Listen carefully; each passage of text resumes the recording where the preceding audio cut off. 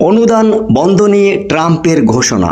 অবশেষে মুখ খুললেন ভারতের প্রধানমন্ত্রী নরেন্দ্র মোদী। শুরু করছি এই মুহূর্তে ভারত বাংলা 24। ভারত বাংলা 24-এ আপনাদের সবাইকে স্বাগত জানাই। তবে সবার আগে আপনার এই ভারত বাংলা 24 চ্যানেলটিকে লাইক ও সাবস্ক্রাইব করে অন্যদের পাশে থাকার সুযোগ করে দিন।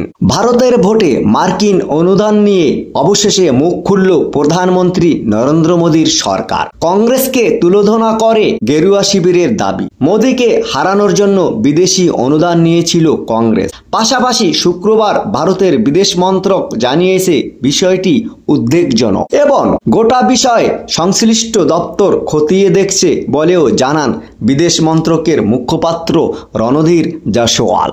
এদিকে মার্কিন অনুদানের বিতর্কের শুরু গত বুধবার ট্রাম্পের একটি ঘোষণার পর। সেই ঘোষণায় ট্রাম্প জানিয়েছিলেন, কেন আমরা ভারতে ভোটদানের হার বৃদ্ধি করতে $2 কোটি 10 লক্ষ খরচ করব। আমার অনুমান কাউকে জেতানোর চেষ্টা করা হয়েছিল। ট্রাম্প আরও বলেন, আমরা বিষয়টি ভারত সরকারকে জানিয়েছি। মোদীর প্রসঙ্গ টেনে মার্কিন প্রেসিডেন্ট আরও বলেন, ভারত এবং তাদের প্রধানমন্ত্রীকে আমি যথেষ্ট শ্রদ্ধা করি, কিন্তু তাই বলে ভারতে ভোটের হার বৃদ্ধির জন্য $210 কোটি। নবনিযুক্ত মার্কিন প্রেসিডেন্টের এই ঘোষণা প্রকাশ্য আসার পর থেকেই ভারত সহ গোটা বিশ্বের কূটনৈতিক মহলে শুরু হয়ে যায় জোর বিতর্ক।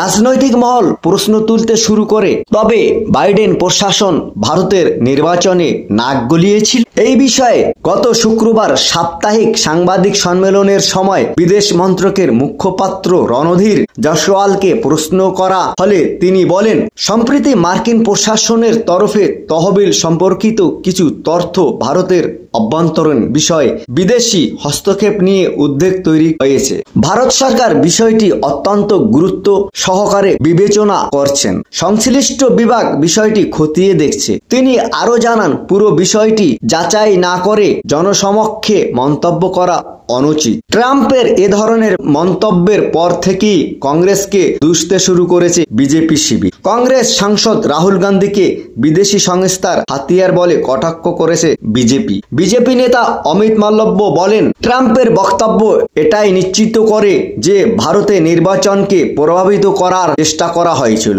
এবং প্রধানমন্ত্রী মোদী ছাড়া অন্য কাউকে বসানোর চেষ্টা করা হয়েছিল।